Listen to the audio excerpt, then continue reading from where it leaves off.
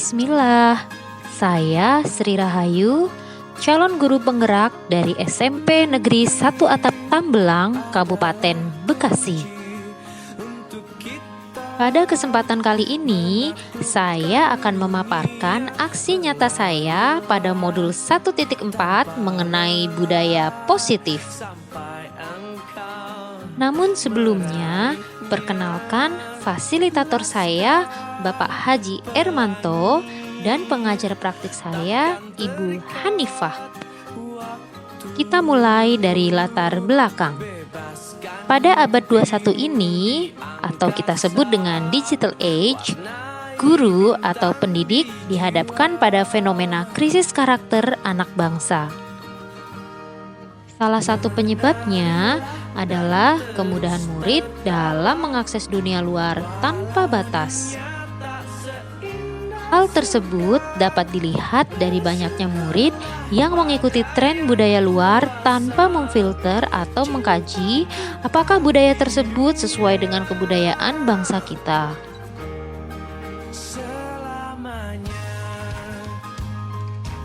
Budaya positif adalah nilai yang telah disepakati yang menjadi kebiasaan bersama yang dilakukan dalam jangka waktu yang lama.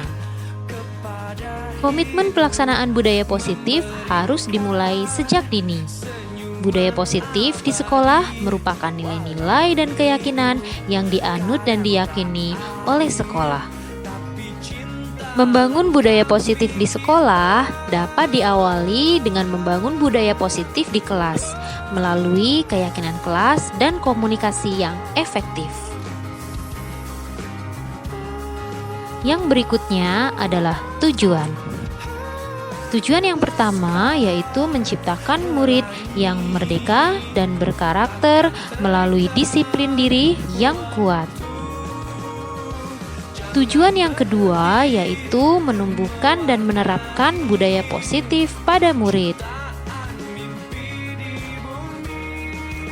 Sebagai tolak ukur, yang pertama, murid dapat menyusun keyakinan kelas. Yang kedua, murid dapat menerapkan budaya positif secara konsisten.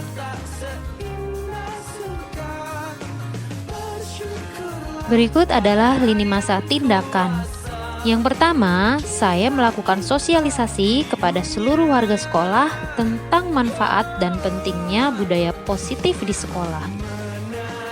Yang kedua, saya berkolaborasi dengan para wali kelas dan guru untuk mendiseminasikan keyakinan kelas sebagai salah satu bentuk budaya positif di sekolah.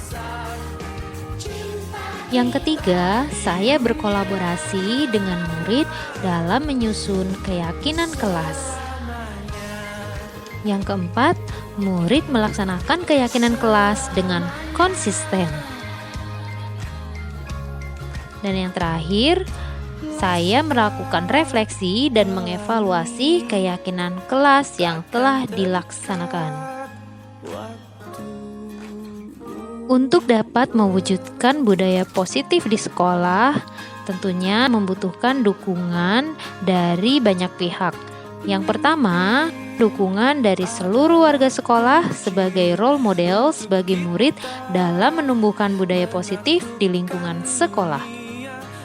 Yang berikutnya yaitu dukungan dari orang tua sebagai role model pembiasaan positif di rumah.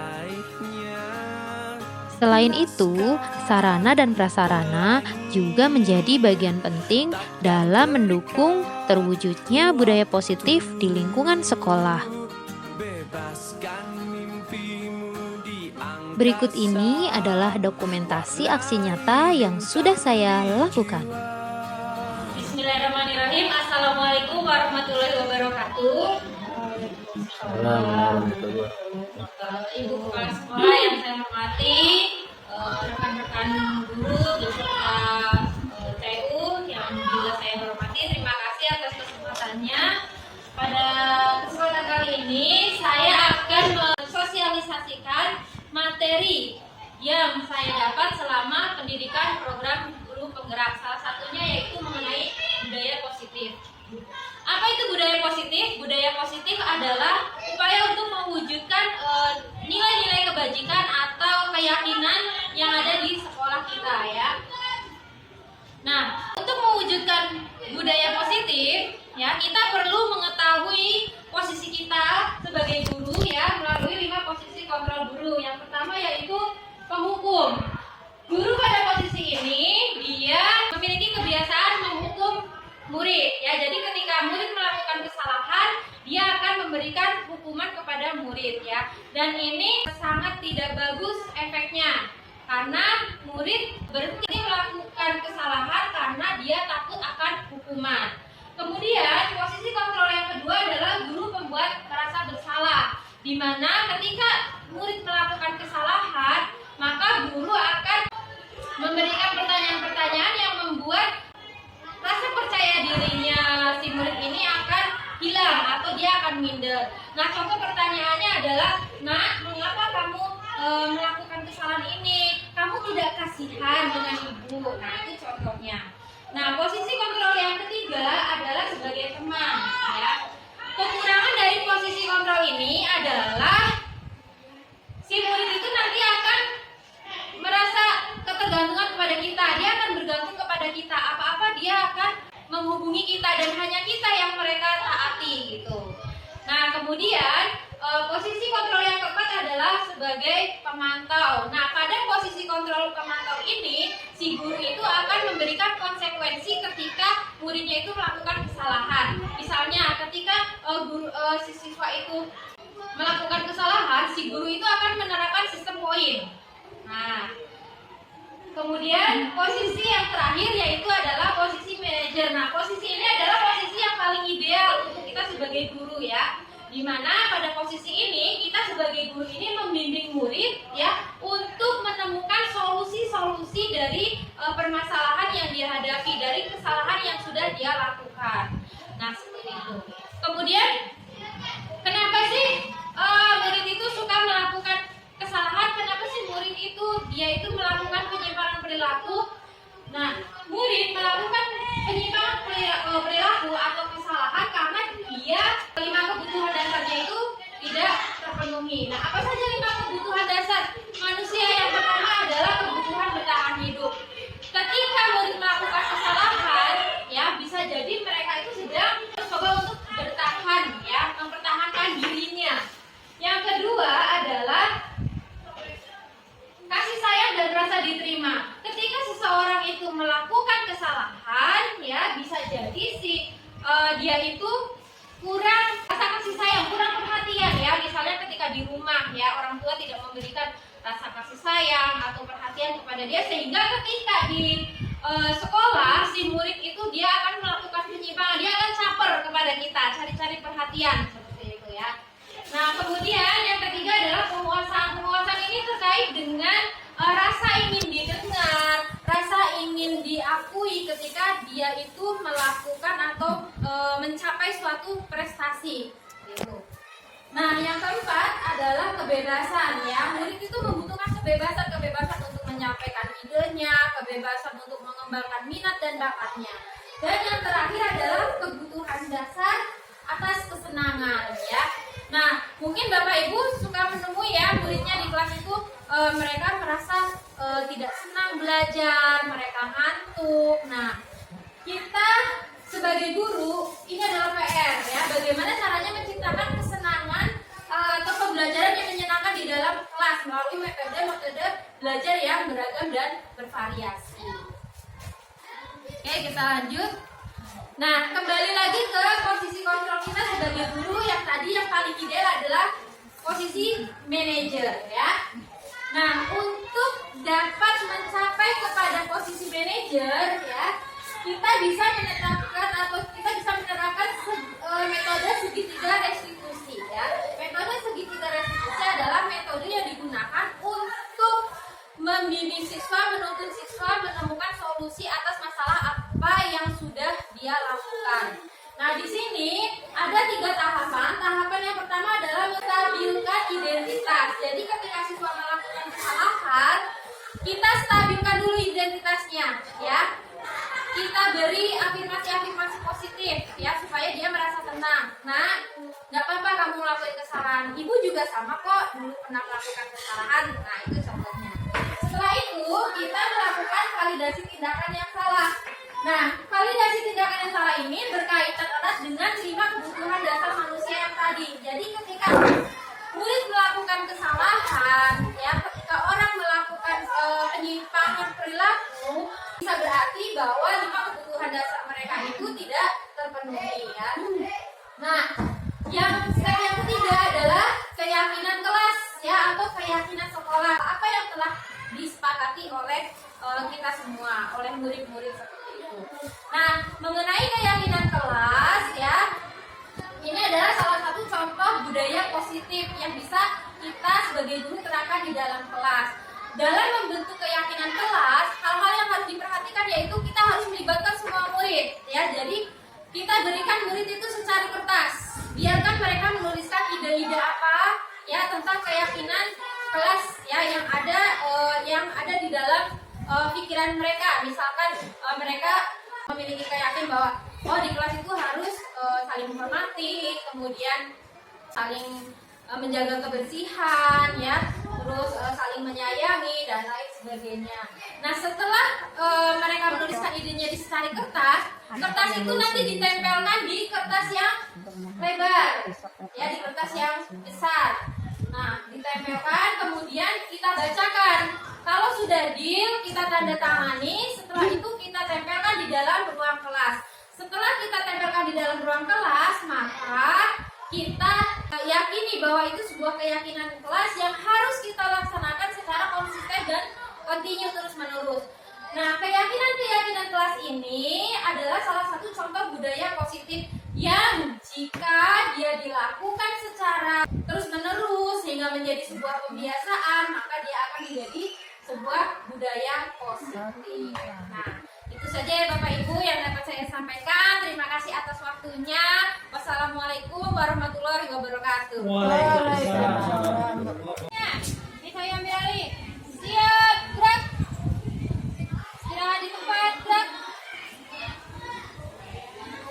Bismillahirrahmanirrahim. Assalamualaikum warahmatullahi wabarakatuh. Waalaikumsalam warahmatullahi wabarakatuh. Selamat siang anak-anak saya semua. Siap. Semuanya sehat? Sehat. Alhamdulillah.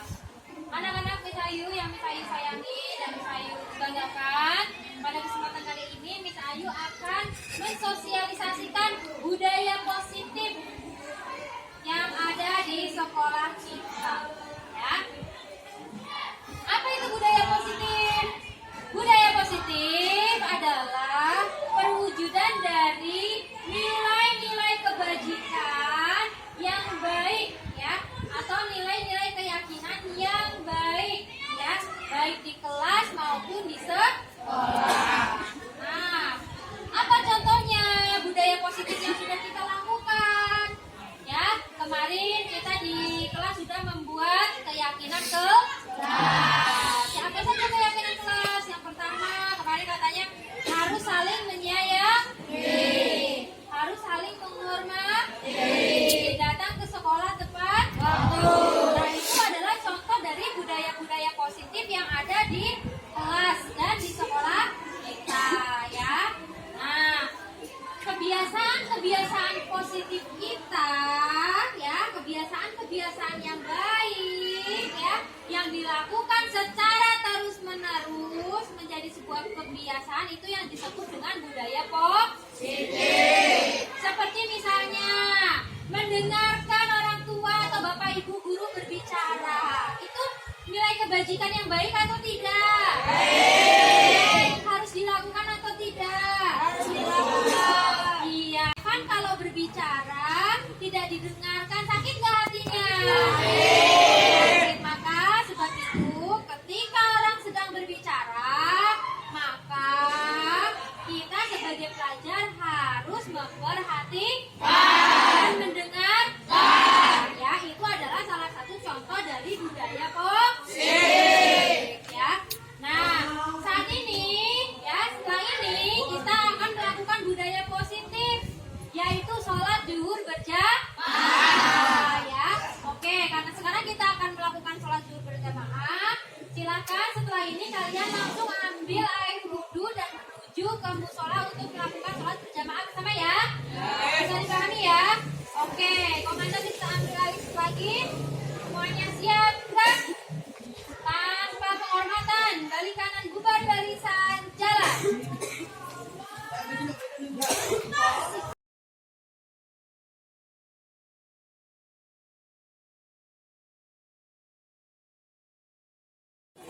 Bismillahirrahmanirrahim. Assalamualaikum warahmatullahi wabarakatuh.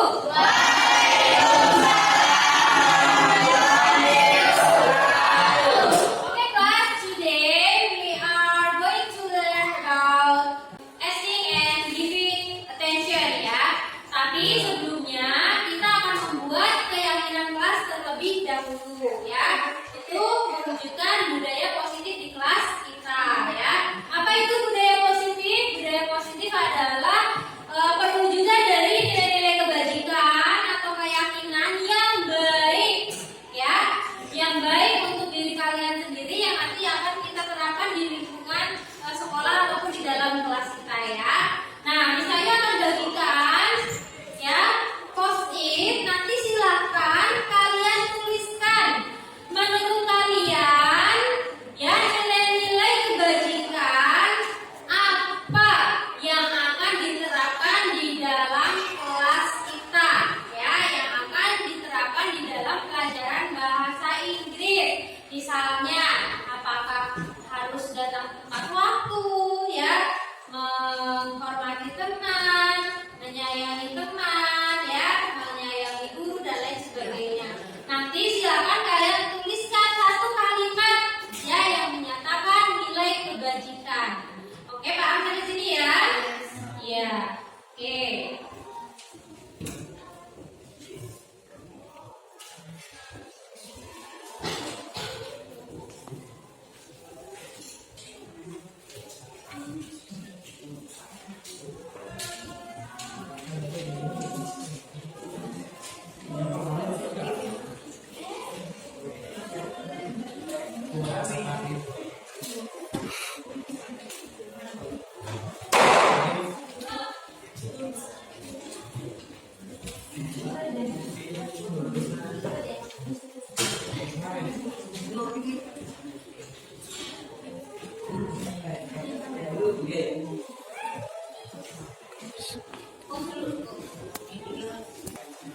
Nah, kalimat yang kalian tuliskan adalah kalimat positif, bukan kalimat negatif ya. Pakai kalimat positif. Misalkan menyayangi teman, datang tepat waktu, mengerjakan PR tepat waktu, gitu ya. Oke. Oke, sampai sudah selesai. Jangan lupa ditanda tangan ini dulu di bawahnya. Diberi tanda tangan. Nah, yang sudah selesai silakan ditempelkan di kertas ini. Enak. Oke.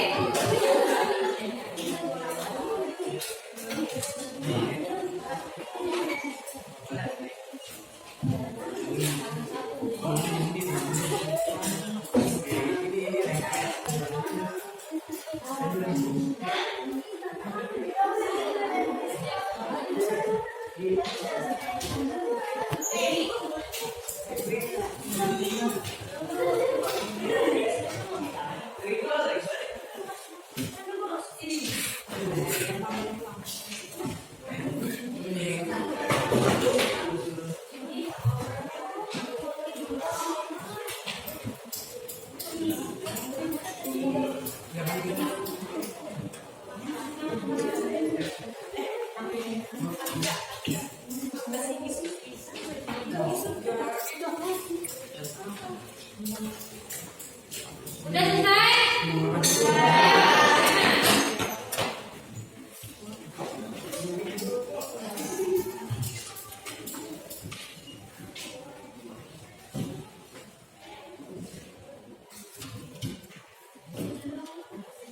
Oke, sekarang kita akan cek ya hasil dari kesepakatan kelas kita. Cara yang pertama, membuang sampah pada tempatnya. Bagus ya. Mengerjakan tugas tepat waktu. Keren.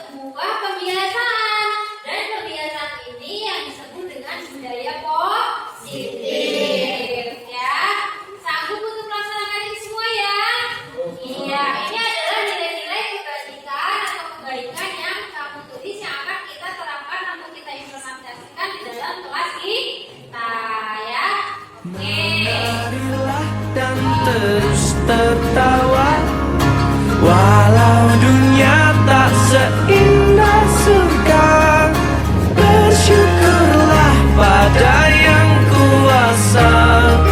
Cinta kita di dunia selamanya.